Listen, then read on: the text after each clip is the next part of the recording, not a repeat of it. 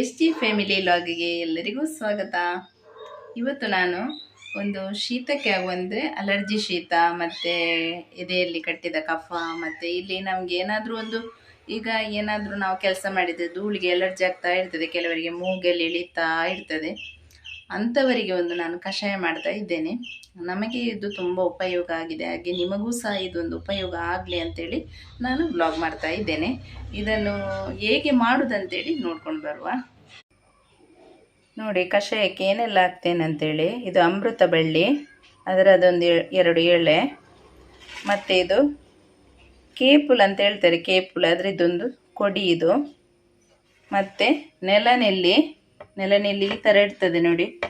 ಇದಕ್ಕೆ ಚಿಕ್ಕ ಚಿಕ್ಕದು ಇದಾಗ್ತಾ ಇರ್ತದೆ ನೋಡಿ ಈ ಥರ.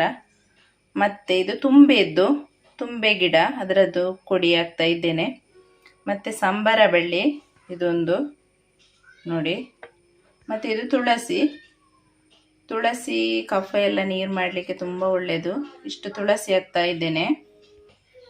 ಮತ್ತು ಇಲ್ಲಿ 1 ಸ್ಪೂನ್ ಜೀರಿಗೆ ಮತ್ತು ಒಳ್ಳೆಮೆಣಸು, ಅದೇ ರೀತಿ ಕಪ್ಪಲ್ ಶುಂಠಿ ಅಂತ ಹೇಳ್ತಾರೆ, ಇದನ್ನು ಈ ಥರ ಇರ್ತದೆ ನೋಡಿ, ಈ ಥರ ಇರ್ತದೆ. ಅದರ ಇಷ್ಟು ದೊಡ್ಡ ತುಂಡಾಕಿದ್ದೇನೆ. ಮತ್ತು ಬಜೆ ಬೇರು ಗೊತ್ತುಂಟ, ಮಕ್ಕಳಿಗೆ ಕೊಡ್ತೇವೆ ನಾವು, ಈ ಥರ ಇರ್ತದೆ ಬಜೆ ಬೇರು, ಅದರದ್ದೊಂದು ಇಷ್ಟು ದೊಡ್ಡ ತುಂಡಾಕಿದ್ದೇನೆ. ಇಷ್ಟು ದೊಡ್ಡದು ಬೇಡ, ಇಷ್ಟೇ ದೊಡ್ಡದು ತುಂಡು ಸಾಕು.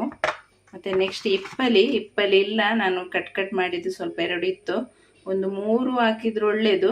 ನಾನೀಗ ಸ್ವಲ್ಪ ಕಷಾಯ ಮಾಡೋದ್ರಿಂದ ನಾನು ಇಷ್ಟು ಹಾಕಿದ್ದೇನೆ, ಸಾಕು. ಮತ್ತು ಅಗ್ರದ ಕಾಯಿ ಅಂತ ಹೇಳ್ತಾರೆ, ಅದನ್ನು ಕಟ್ ಮಾಡಿ ಒಂದು ಚಿಕ್ಕ ತುಂಡು ತೋರಿಸ್ತೇನೆ ನಾನು ನಿಮಗೆ. ಇದನ್ನು ಕಟ್ ಮಾಡಿ ಎಷ್ಟು ತುಂಡು ಹಾಕ್ಬೇಕಂತೇಳಿ. ಅಗ್ರದ ಕಾಯಿ ನೋಡಲಿಕ್ಕೆ ಈ ಥರ ಇರ್ತದೆ, ಮುಳ್ಳು ಥರ ನೋಡಿ, ಈ ಥರ ಇರ್ತದೆ ನೋಡಿ. ಅದನ್ನು ಕಟ್ ಮಾಡಿದೆ, 2 ತುಂಡನ್ನು ಹಾಕ್ತಾ ಇದ್ದೇನೆ. ಒಂದು ಭಾಗ ಅದು ಇಷ್ಟು ದೊಡ್ಡದು ತುಂಡು ಸಾಕು. ಮತ್ತು ಬೆಳ್ಳುಳ್ಳಿ ನೋಡಿ 3 ಎಸಳು ಸಾಕು. ಇಷ್ಟನ್ನು ನಾವೀಗ ತೊಳೆದು ಸ್ವಲ್ಪ ಉರಿಬೇಕು. ಉರಿದ ನಂತರ ಹುಡಿ ಮಾಡಲಿಕ್ಕಿದೆ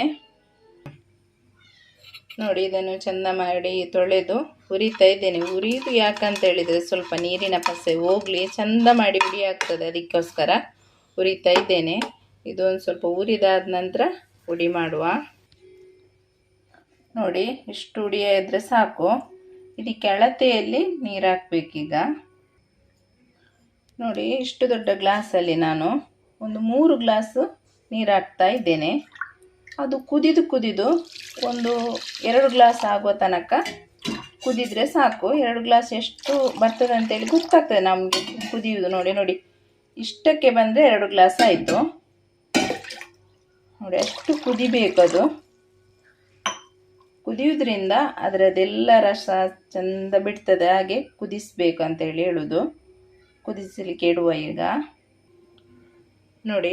ಕುದಿಲಿಕ್ಕೆ ಇಡುವಾಗ ಸ್ವಲ್ಪ ಫಾಸ್ಟ್ ಇಡಿ ಗ್ಯಾಸ್, ಚೆಂದ ಕುದಿದ ನಂತರ ಸಿಮ್ ಮಾಡಿದರೆ ಸಾಕು ನೋಡಿ. ಈ ಕಷಾಯ ಕುದೀತಾ ಇರುವಾಗ ಇದಕ್ಕೆ ಸ್ವಲ್ಪ ಅರಶಿನದ ಹುಡಿ ಹಾಕುವ. ಅರಶಿನದ ಕೊಂಬು ಇದ್ದರೆ ನೀವು ಕಡಿವಾಗಲೇ ಹಾಕಿ ಹುಡಿ ಮಾಡುವಾಗ ಹಾಕ್ಬೋದು. ಇದು ಇಮ್ಯುನಿಟಿ. ಅರಶಿನದ ಹುಡಿ ನಾವು ಯಾಕೆ ಹಾಕೋದಂತ ಹೇಳಿದರೆ, ನಮಗೆ ಇಮ್ಯುನಿಟಿ ಪವರ್ ಮತ್ತು ಶ್ವಾಸಕೋಶದಲ್ಲಿ ಏನಾದರೂ ನಮಗೆ ಉಸಿರಾಡಲಿಕ್ಕೆ ಸಮಸ್ಯೆ ಆಗ್ತದೆ ಅಂಥವರಿಗೆಲ್ಲ ತುಂಬ ಒಳ್ಳೆಯದು ಅರಶಿನ. ಅಂದರೆ ಹುಡಿ ಒಳ್ಳೆಯದಲ್ವ, ನಮ್ಮ ಮನೆಯಲ್ಲಿ ಕೊಂಬು ನಾವು ಈಗ ನೆಡಿತೇವೆ ಅಲ್ವಾ, ಅದರಲ್ಲಿ ಮನೆಯಲ್ಲಿ ಆದದ್ದು ಅರಶಿನದ ಇದ್ದರೆ ತುಂಡು, ಅದನ್ನೇ ನೀವು ಕಷಾಯಕ್ಕೆ ಹಾಕಿ. ಈಗ ಕುದೀತಾ ಇದೆ, ಇದು ಕುದೀಲಿ ನೋಡಿ. ಕಷಾಯ ಕುದಿದು ಕೆಳಗೆ ಹೋಗಿದೆ ನೋಡಿ. 2 ಗ್ಲಾಸ್ ತನಕ ಆಗಿದೆ. ಇಲ್ಲಿ ಇತ್ತು ನೋಡಿ, ಕೆಳಗೆ ಹೋಗಿದೆ. ಇಷ್ಟು ಕುದಿದದ್ದು ಸಾಕು. ಈಗ ನಾನು ಗ್ಯಾಸ್ ಆಫ್ ಮಾಡಿದೆ ನೋಡಿ. ಕಷಾಯ ಹೇಗೆ ಮಾಡೋದಂತ ನೋಡಿದ್ರಲ್ವಾ. ಈ ಕಷಾಯ ಈಗ ನಮಗೆ ಶೀತ ಹಾಗೆ ಆಗಬೇಕಂತಿಲ್ಲ. ನಮಗೆ ಕೆಲವರಿಗೆ ಹೊರಗಡೆ ಹೋದರೆ ಆ ಥರ ಒಂಥರ ಮೂಗು ಕಟ್ಟಿದಾಗೆ, ಮತ್ತು ಅಂಥವರಿಗೆ ಇದನ್ನು ತಿಂಗಳಿಗೆ 1-2 ಸಲ ಮಾಡಿ ಕುಡೀರಿ. ಖಂಡಿತವಾಗಿಯೂ ಕಡಿಮೆ ಆಗ್ತದೆ ನಿಮ್ಮದು ಸಮಸ್ಯೆ ಇದ್ದರೆ. ಅಂತ ಹೇಳಿದರೆ ನಾವೀಗ ಜ್ವರ ಬರುವಾಗಲೇ ಅಂತ ಕಷಾಯ ಮಾಡಿ ಕುಡಿಬೇಕಂತ ಹೇಳ, ನಾವು ಮನೆಯಲ್ಲಿ ಈಗ ಇರುವಾಗಲೂ ಕಷಾಯ ಮಾಡಿ ಕುಡಿದರೆ ನಮಗೆ ಒಳ್ಳೆಯದು ಅಂತ ಹೇಳ್ತೇನೆ. ಮತ್ತು ಅಕೃತಕಾಯಿ ಅಂತ ಹೇಳ್ತೇನಲ್ಲ ನಾನು, ಅದು ನಮಗೆ ಎಲ್ಲಿಯಾದರೂ ಇಲ್ಲಿ ನೋವೇನಾದರೂ ಒಂಥರ ನುಂಗುವಾಗ ನೋವು, ಇಲ್ಲದ್ರೆ ಒಂದು ಏನು ಧೂಳಿಗೆ ನೋವಾಗ್ತಾ ಇರ್ತದೆ ಅಂಥವರು ಅದನ್ನು ಅರೆದು ಕುಡಿದರೆ ಕ್ರಮೇಣ ನಮ್ಮದು ಇಲ್ಲಿದ್ದು ನೋವೆಲ್ಲ ಕಡಿಮೆ ಆಗ್ತದೆ.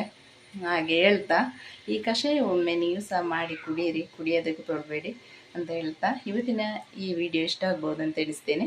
ಇಷ್ಟ ಆದರೆ ಲೈಕ್ ಮಾಡಿ, ಶೇರ್ ಮಾಡಿ, ಸಬ್ಸ್ಕ್ರೈಬ್ ಮಾಡಿ. ಬಾಯ್.